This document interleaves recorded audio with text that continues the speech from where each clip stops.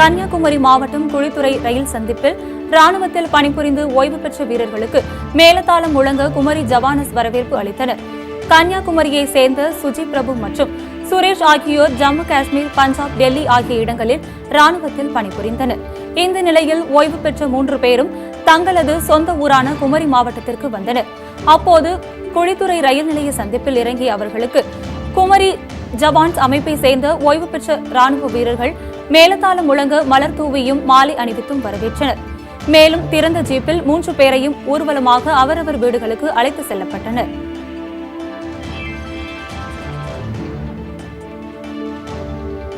திருவண்ணாமலை மாவட்டம் செங்கம் அரசு மருத்துவமனையில் உள்ள ஜெனரேட்டர்கள் இயங்காததால் நோயாளிகள் கடும் அவதி அடைந்து வருகின்றனர். இதனால் உள் நோயாளிகள், கர்ப்பிணி பெண்கள் மற்றும் மகப்பேறு தாய்மார்கள் பச்சிளம் குழந்தைகளுடன் கடும் சிரமத்திற்கு உள்ளாகி வருவதாகவும், இனிவரும் மழைக்காலங்களில் அடிக்கடி மின் நிறுத்தம் ஏற்படும் என்பதால் மாவட்ட நிர்வாகம் உடனடியாக மருத்துவமனையில் ஜெனரேட்டர் வசதி ஏற்படுத்திட நடவடிக்கை மேற்கொள்ள வேண்டும் என நோயாளிகள் மற்றும் பொதுமக்கள் கோரிக்கை விடுத்துள்ளனர். புறவரிலேருந்து எங்கள் பொண்ணு ப்ரெஷருக்காக கூப்பிட்டு வந்திருக்கோம். இப்போ கரண்ட்டு போய் 7 மணிக்கு போன கரண்ட்டு இன்ன வரைக்கும் கரண்ட் வரலங்க. செங்கன் ஜிஹெச்சில் கேட்டால் ஜென்ரேட்டர் ரிப்பேருன்றாங்க. சரி சொல்லுங்கள். காலையில் 6 மணிலேருந்து துருவல் போட்டுகிட்டே இருக்குது. என்ன இப்போ இன்னைக்கும் துருவல் போட்டு தான் இருக்குது. கரண்ட் இல்லாமல் குழந்தைங்கெல்லாம் ப்ரெஷர் ஆன குழந்தைங்கெல்லாம் கொசுவில் இருக்குது. எல்லாமே கொசுவில் தான் இருக்குது. நிறைய இன்னும் உட்கார முடியல. கொசு அந்தளவுக்கு நிர்வாகம் எதுவுமே இல்லாமல் இருக்குது. கரண்ட்டுக்கு இது வரைக்கும் எந்த ஏற்பாடும் பண்ணல. கும்பகோணம் அருகே திருநறையூரில் கடையின் பூட்டை உடைத்து சுமார் 3,60,000 ரூபாய் பணத்தை மர்ம நபர்கள் கொள்ளையடித்து சென்றனர். திருநறையூர் பிரதான சாலையில் அசோக் என்பவர் அரிசி மற்றும் மளிகை கடை நடத்தி வருகிறார். இவர் வழக்கம் போல் கடையை திறக்க வந்தபோது கடையின் பூட்டு உடைக்கப்பட்டு இருப்பதை கண்டு அதிர்ச்சி அடைந்தார். பின்னர் உள்ளே சென்று பார்த்தபோது கல்லாவில் இருந்த 3,80,000 ரூபாய் பணம் கொள்ளை போனது தெரிய வந்தது. கடையில் இருந்த சிசிடிவி கேமராவில் ஆய்வு செய்தபோது அதிகாலையில் மர்ம நபர் ஒருவர் ஹெல்மெட் அணிந்தபடி உள்ளே நுழைந்து பணத்தை திருடி சென்ற காட்சிகள் பதிவாகியிருந்தது. சிசிடிவி பதிவை வைத்து கொள்ளையணி போலீசார் தேடி வருகின்றனர்.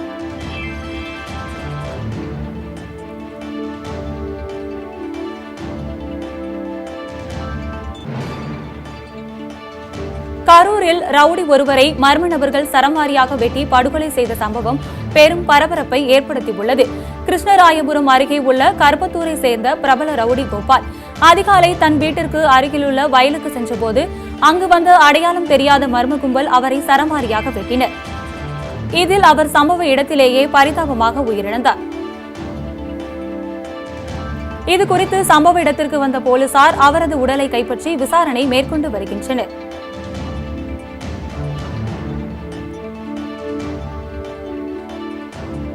அரியலூர் அருகே பெண்ணை தற்கொலை செய்து கொள்ள தூண்டியவருக்கு 10 ஆண்டுகள் சிறை தண்டனை விதித்து மகளிர் நீதிமன்றம் உத்தரவிட்டது. அம்மா வட்டத்தின் வடவீக்கம் கிராமத்தை சேர்ந்த அன்பு செல்வனின் மனைவி கலைச்செல்வி கடந்த 2016ஆம் ஆண்டு தூக்கிட்டு தற்கொலை செய்து கொண்டார். அதன் அடிப்படையில் போலீசார் விசாரணை மேற்கொண்டனர். விசாரணையில் அதே கிராமத்தை சேர்ந்த ரத்தினம் கலைச்செல்வியிடம் தகாத முறையில் நடந்தது கொண்டதால் அவமானம் தாங்க முடியாமல் கலைச்செல்வி தூக்கிட்டு தற்கொலை செய்து கொண்டதாக கூறப்படுகிறது. இதனையடுத்து ரத்தினத்தை போலீசார் கைது செய்தனர். இந்த வழக்கு அரியலூர் மகளிர் நீதிமன்றத்தில் நடைபெற்று வந்தது. இந்த நிலையில் வழக்கை விசாரித்த நீதிமன்றம் ரத்தினத்திற்கு 10 ஆண்டுகள் சிறை தண்டனையும் ரூபாய் 5,000 அபராதமும் விதித்து உத்தரவிட்டது.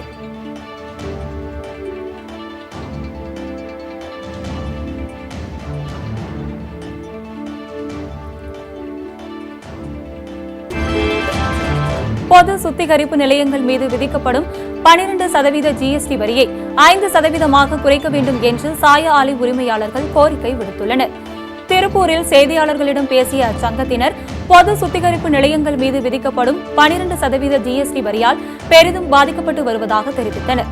எனவே அதனை 5% மாற்ற மத்திய மாநில அரசுகள் நடவடிக்கை எடுக்க வேண்டும் என அவர்கள் கோரிக்கை விடுத்துள்ளனர்.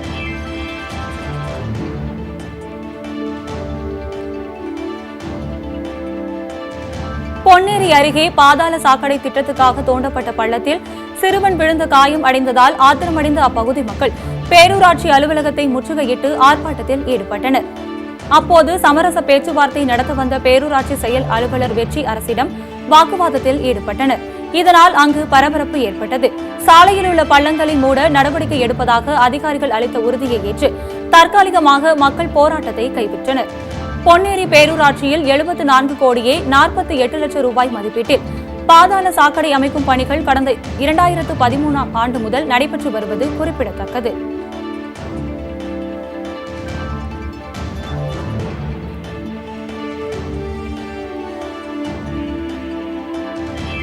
திருப்பூர் மாவட்டம் அவிநாசி அருகே தொடர் மழை காரணமாக வீட்டை இழந்து தவிக்கும் முதியவருக்கு அரசு நிவாரணம் வழங்க வேண்டும் என பொதுமக்கள் கோரிக்கை விடுத்துள்ளனர். கந்தம்பாளையம் ஆதி திராவிடர் காலனி பகுதியைச் சேர்ந்த பட்டான் என்பவர் மனவளர்ச்சி குன்றிய தனது இளைய மகளுடன் வசித்து வருகிறார். இந்த நிலையில் அவிநாசி மற்றும் சுற்றுவட்டார பகுதிகளில் தொடர்ந்து மழை பெய்தது. இதனால் பட்டான் குடியிருந்த வீட்டின் ஒரு பகுதி இடிந்து விழுந்தது. இதனிடையே வேலைக்கு செல்ல முடியாமல் மனநலன் குன்றிய மகளுடன் தவித்து வரும் பட்டானுக்கு உரிய இழப்பீடு வழங்க வேண்டும் என பொதுமக்கள் கோரிக்கை விடுத்துள்ளனர்.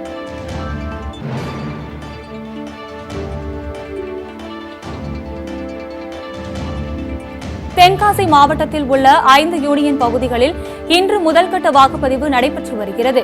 தமிழகத்தில் விடுபட்ட 9 மாவட்டங்களில் ஊரக உள்ளாட்சி தேர்தல் 2 கட்டங்களாக நடைபெறுகிறது. அதன் ஒரு பகுதியாக தென்காசி மாவட்டத்தில் உள்ள 10 யூனியன்களில் முதல்கட்டமாக இன்று 5 யூனியன் பகுதிகளில் தேர்தல் நடைபெறுகிறது.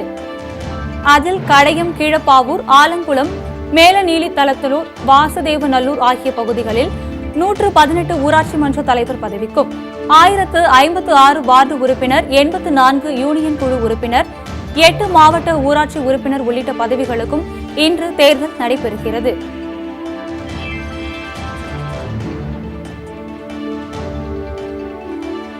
திருப்பூர் மாவட்டம் அவிநாசி மற்றும் சுற்றுவட்டார பகுதிகளில் உள்ள விசைத்தறி உரிமையாளர்கள் சங்க ஆலோசனைக் கூட்டம் நடைபெற்றது. அவிநாசியில் சங்கத்தின் தலைவர் முத்துசாமி தலைமையில் நடைபெற்ற இந்த ஆலோசனைக் கூட்டத்தில் 100க்கும் மேற்பட்ட விசைத்தறி உரிமையாளர்கள் கலந்து கொண்டனர். இக்கூட்டத்தில் கூலி உயர்வு ஒப்பந்தம் தொடர்பாக கூட்டு கமிட்டி எடுக்கும் முடிவுக்கு ஆதரவு தருவது எனவும், கடந்த ஆண்டை போல இந்த ஆண்டும் தொழிலாளர்களுக்கு போனஸ் வழங்க வேண்டும் எனவும் தீர்மானம் நிறைவேற்றப்பட்டது.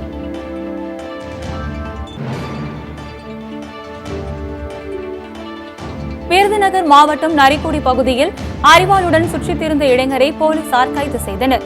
விருதுநகர் மாவட்டம் முழுவதும் மாவட்ட காவல் கண்காணிப்பாளர் உத்தரவின் பேரில் காவல்துறையினர் பல்வேறு வழக்குகளில் தொடர்புடைய ரவுடிகளை கண்காணித்து வருகின்றனர். இந்த நிலையில் போலீசார் வாகன சோதனையில் ஈடுபட்டுக் கொண்டிருந்த போது திருபுவனத்திலிருந்து வந்த இருசக்கர வாகனம் ஒன்று காவல்துறையை கண்டதும் நிறுத்தாமல் அங்கிருந்து தப்பி சென்றது. இதனையடுத்து போலீசார் வாகனத்தை மடக்கி பிடித்து விசாரணை மேற்கொண்டதில் சிவகங்கை மாவட்டம் மேலராங்கியத்தை சேர்ந்த வாசிமலையன் என்பதும், இவர் மீது பல்வேறு கொலை வழக்குகள் நிலுவையில் உள்ளதும் தெரியவந்தது. மேலும் வாகனத்தை சோதனை செய்தபோது 2 அரிவாளை மறைத்து வைத்திருப்பது கண்டறியப்பட்டது. இதனைத் தொடர்ந்து அவரை முக்குளம் போலீசார் கைது செய்து விசாரணை மேற்கொண்டு வருகின்றனர்.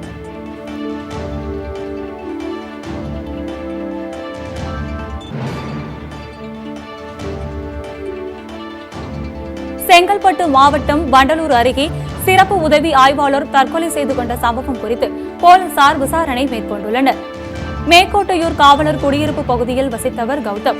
இவர் தலைமை செயலகத்தில் சிறப்பு உதவி ஆய்வாளராக பணிபுரிந்து வந்தார். இந்த நிலையில் இவர் தனது வீட்டில் துப்பாக்கியில் சுட்டு தற்கொலை செய்து கொண்டார்.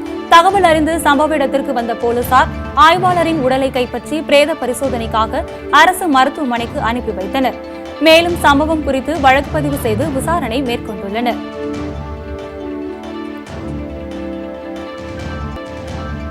கள்ளக்குறிச்சி மாவட்டம் உளுந்தூர்பேட்டை அருகே குண்டும் குழியுமாக உள்ள சாலையை சீரமைக்க வேண்டும் என பொதுமக்கள் கோரிக்கை விடுத்துள்ளனர்.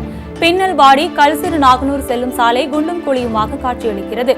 மழைக்காலங்களில் சாலையில் உள்ள பள்ளங்களில் மழைநீர் தேங்கியுள்ளதாகவும், இதனால் வாகன ஓட்டிகள் சிரமத்துடன் சாலையில் செல்வதாகவும் பொதுமக்கள் தெரிவித்தனர். எனவே சாலையை சீரமைக்க உரிய நடவடிக்கை எடுக்க வேண்டும் என கோரிக்கை விடுத்துள்ளனர். மேலும் சீரமைக்காமல் இருந்தால் தேமுதிக சார்பில் கேப்டன் ஆணைக்கிணங்க மாவட்ட செயலாளர் கருணாகரன் அறிவுறுத்தலின் பேரில் கண்டன ஆர்ப்பாட்டம் நடைபெறும் என்றும் கூறினர். இந்த பகுதியில் பெரும்பாலான நிறைய பகுதி மக்கள் வசித்து இருக்காங்க. இதுக்கு போகிற வழியில் சாலை ரொம்ப குண்டும் குழியுமாக இருக்குது. எப்போ போட்டாங்கன்னே தெரியல. ரொம்ப மோசமாக இருக்குது.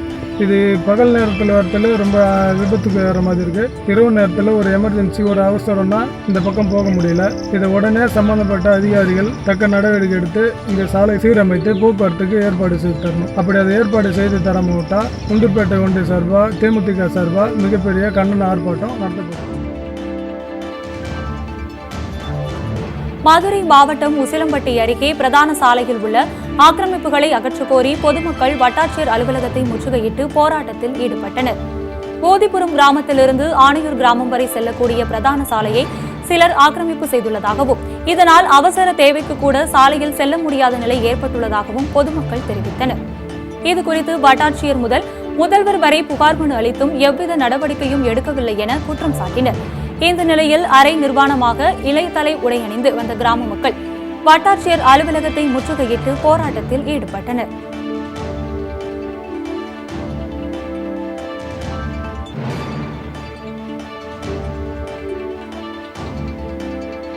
காய்கெல்லாம் காய்ச்சி எங்களுக்கு முருங்கைக்காய் வெங்காயம் பூரம் காட்டோட கிடக்கு, கொண்டு போக வழி இல்ல, பாதை கிடையாது. பிள்ளை குட்டிகளுக்கு ஒரு வயிற்றால வாந்தி போனாலும் நாங்க கொண்டு போக ஆட்டோவில் கொண்டு போக வழி இல்லை. இப்போ எத்தனை நேரம் வீட்டுக்காரங்களை நாங்கள் பார்க்க முடியும்? 2 வருஷமா நாங்களும் 2-3 வருஷமா அலைஞ்சிட்டோம். மதுரை கலெக்டர் ஆஃபீஸ்லயும் போய் பெட்டிஷன் கொடுத்துட்டு வந்துட்டோம். இங்கேயும் வந்து நாங்கள் பெட்டிஷன் கொடுத்துட்டோம். 19 தடவை மனு கொடுத்துருக்கோம். நாங்கள் தாலுகா ஆஃபீஸில் கலெக்டர் ஆஃபீஸ் மதுரை கலெக்டர் ஆஃபீஸ்லயும் போய் ஒரு தடவை பெட்டிஷன் கொடுத்துட்டு வந்துட்டோம். அது எங்க சின்ன மச்சான் கொண்டாடி இறந்து போயிட்டாங்க. அவங்கள வீட்டில் வச்சு நாங்கள் பெட்டிஷன் கொடுக்க போனோம். முதல் பெட்டிஷன் கலெக்டர் ஆஃபீஸில் சிஎம் வரைக்கும் நாங்களும் போயிட்டு எங்களால் ஒன்றும் பண்ண முடியல. எங்களுக்கு பொது ஆக்கிரமிப்பு பாதி எங்களுக்கு நீங்கள் எடுத்துக்கணும்.